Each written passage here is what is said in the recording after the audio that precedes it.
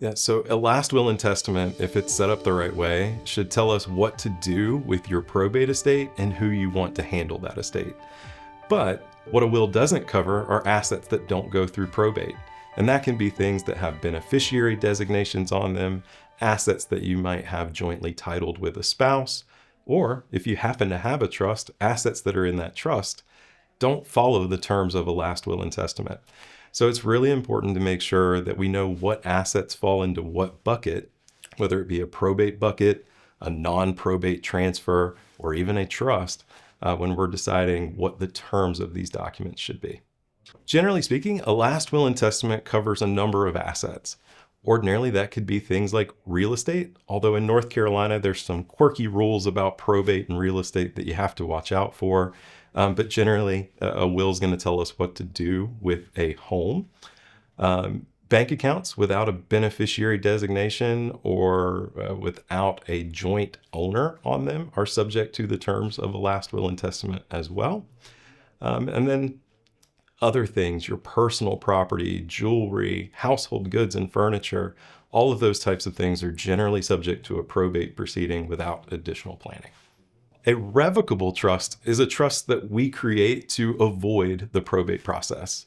Essentially, what a trust is it's a legal arrangement between you and a trustee who will take what would ordinarily go through probate and move it into a private trust structure.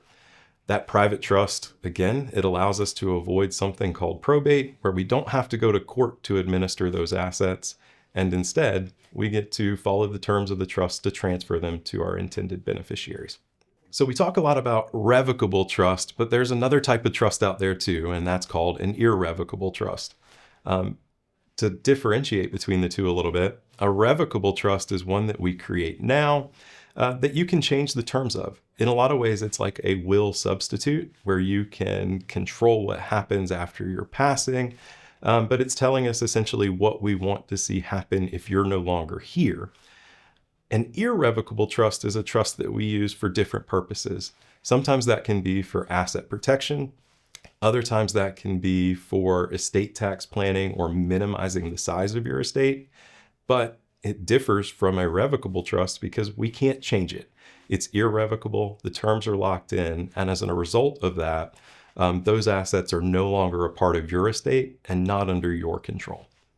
What's an heir? An heir is simply somebody who receives your estate under state law. So in North Carolina, we have a process called intestacy, where assets transfer according to terms of the North Carolina statutes.